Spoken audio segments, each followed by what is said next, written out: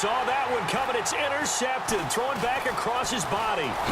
Picked off by the Pro Bowler, Marcus Peters. And a great return as he takes us up just shy of the 45. Certainly not how they envisioned ending their opening drive here in the first quarter. Too many ones in this play. First quarter, first drive, first interception thrown. And that last one, that hurts.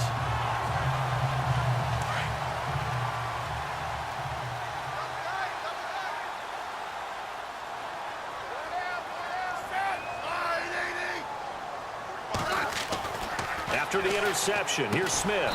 And he'll go down right around the 47 this time. That throw good for 4. It's second down. I think defensively you're okay with that. Here in the first quarter, he's going to get some catches, but they rallied to him quickly. And that's what you count on, and I like what you just said. First quarter, can you do it all game long?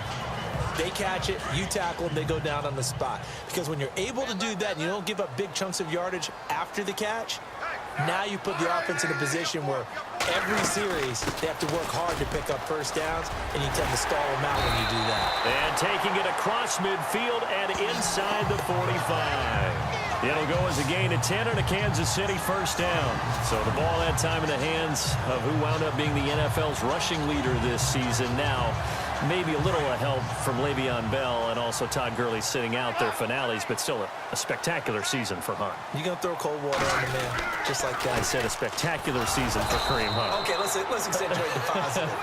A third-round rookie out of Toledo led the league in rushing as a rookie.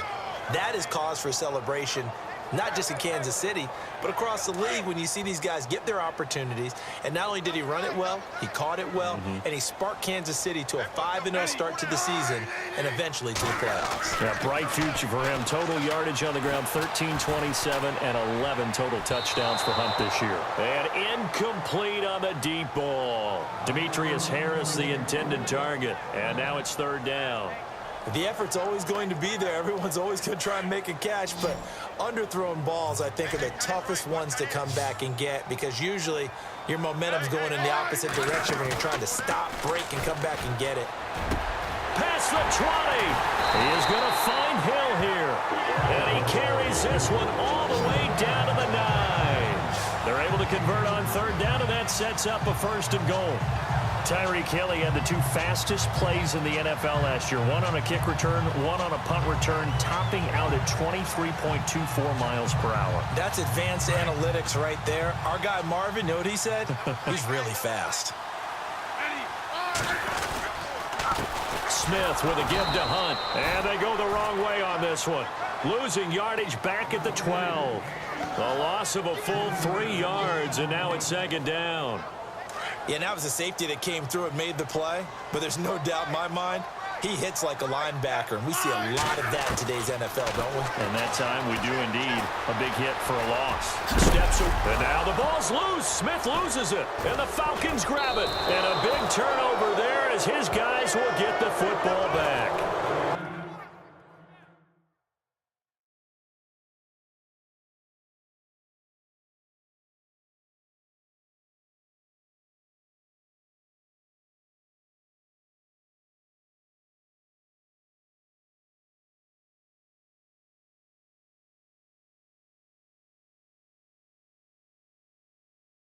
When I see a play like that, I come back to risk-reward. I don't know about you, but is it worth it at that point, whatever you're going to pick up?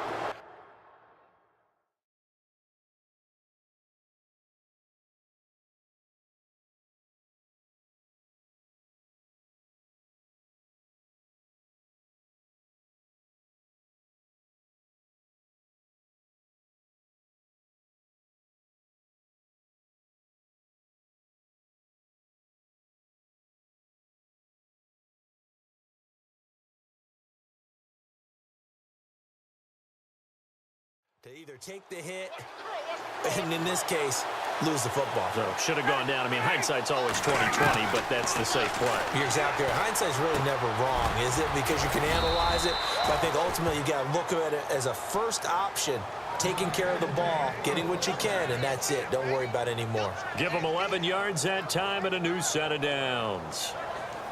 I think that's a big pickup for a first down because when you run a drag route against zone, you're sometimes asking for trouble because you might run into a defender. Yeah, well, there they ran into a first down, executed it to perfection. Alongside Charles Davis, Brandon Gaudin, it's the Falcons in possession to begin quarter number 2, and they've got it here with a first down.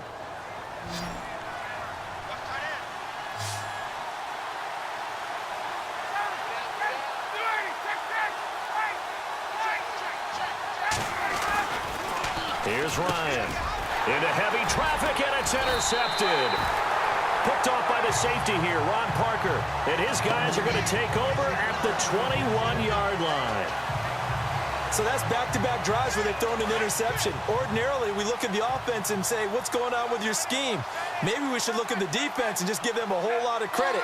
They've got them frustrated right now. Back onto the field come the Kansas City Chiefs. As they look back to this last year, disappointment ultimately in how the season ended, Charles, no doubt. It was a weird year, though. The great start, the weird middle, and then the strong end. And every team in the NFL documents their season with a year-end, video, movie about the season. This is going to be a tale of 3 seasons for the Kansas City Chiefs, isn't it? Yeah. How about the start? Remember opening night in Foxborough, beating the defending Super Bowl champs? I mean, they went on the road and took out the Patriots with Tom Brady, and that got them up to a 5-0 start. And then they hit the middle section. Yeah, that 1-6 stretch. I mean, that was a tough one. It was hard to believe because we watched it unfold, but we kept saying, they'll get it back together. And they did. Down the stretch, 4-0, winning by almost an average of 12 points per game that propelled them to the AFC West title. To throw on second down is Smith. And the Falcons get there. The Falcons get the sack. Down he goes. Grady Jarrett busting through to get him for a loss of 6. Second goal, last thing you need to do is get pushed backwards to take a sack. But he couldn't find anywhere to go with the football. Had to eat it and ended up on the ground. So the sack of Smith, and now the Chiefs coming up facing 3rd and long. A shotgun snap for Smith. And he's going to go down again. Grady Jarrett in there to drop him for his 2nd sack now here tonight. And it appears to me that someone's defensive coordinator is jockeying for a raise. A sack on 2nd and goal, a sack on 3rd and goal. Now brings up a decision on 4th down. And we were scoreless up until this point in the 2nd quarter. Now we finally have a little action. Let's see where this action takes us. First quarter, no points at all. Now we've got our first score of the game. Well, does that signal that we're going to get more as we go along, or will it revert back to what we saw in the beginning of the game?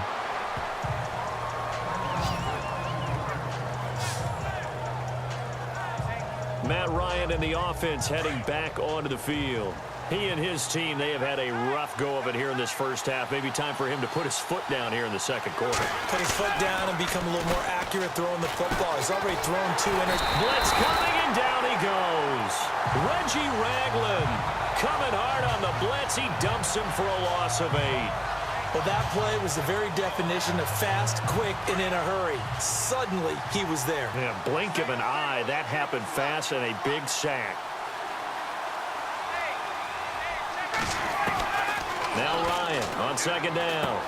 Caught on the right side by Jones. And able to break 1 tackle, but then quickly brought down. But a nice little gain. 6 yards is the pickup, and that'll lead to a 3rd down. They don't need to run another play here before the 2-minute warning. Let's see if they do it anyway. They go play action with Ryan.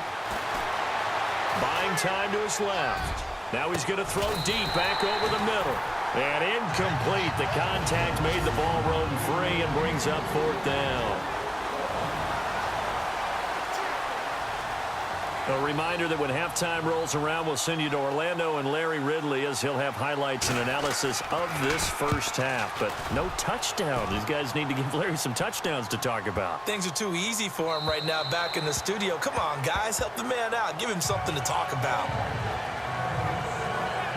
As possession changes hands here, I get to talk to you about the Super Bowl. It's New England and Philly, a repeat of Super Bowl 39, although that one was in Jacksonville. This one, of course, in Minneapolis. Yeah, I think the only thing that really changes is the weather.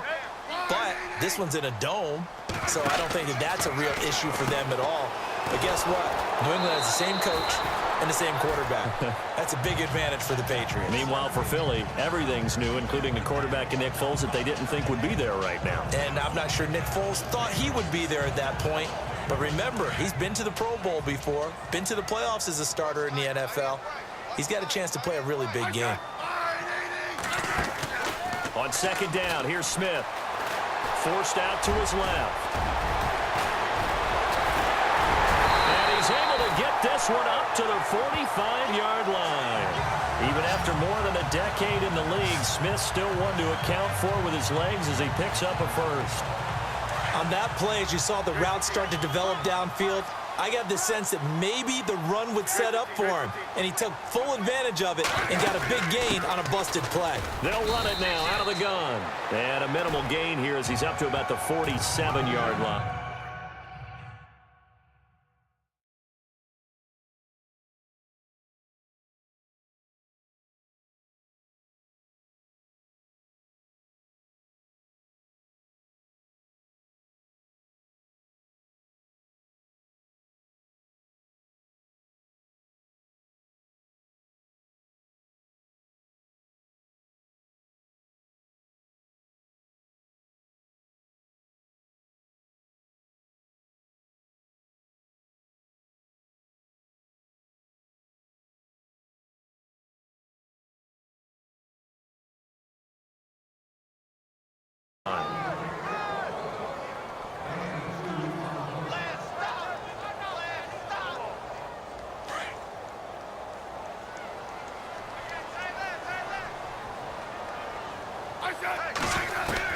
They'll try the air now with Smith. Caught. Kelsey, left side. And he'll get it out to midfield. Looks like, yeah, they'll spot it right at midfield at the 50. And a stoppage here, a timeout before this third down play takes place. As they get the stoppage with a little over 50 seconds to go in the first half.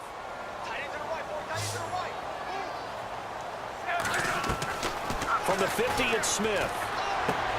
Dumps that off to Ware. And he'll take it down shy of the 45 at the 46. And now a timeout defensively by the Falcons. It's just their first, so they'll have 2 remaining here before we get to halftime. Andy Reid, some say always unpredictable, and here he says we're going for it on 4th down. They snap it to Smith. And my goodness, this is incomplete. Andy Reid went for it, but it won't pan out. And the Falcons defense stands tall. They'll get the football back. Well, with that one hitting the ground, wanted to ask you about this kind of in-between week. Super Bowl week next week. What is this week like for the players in between? Number one, healing up for them, right? Get those bumps and bruises taken care of so they're ready to go on the full Super Bowl week. For the coaches, it depends on their philosophy. Some will start to introduce the game plan the first week. Others will hold it until the second week. Some will go late and kind of do it in between. I do know one Super Bowl coach who used to give this team the entire week off with that 2-week gap and then bring them back and do it just like a regular season game. Got to think, though, if you're a player, you're antsy, right? You're just ready for next week. You really are. And the best coaches, they find a way to slow that down so you don't ramp up too fast. They want to make sure that you explode on game day. And they went for a big play through the air on second down. Couldn't connect. Now it's third. I tell you, Brandon, this defense is playing with some confidence. Haven't allowed a point yet. Flying to the football. I'm telling you, it's almost 11 to the ball on every snap. Another nice job there to force an incompletion. Now it's Ryan. And that one will fall incomplete. Clock here now just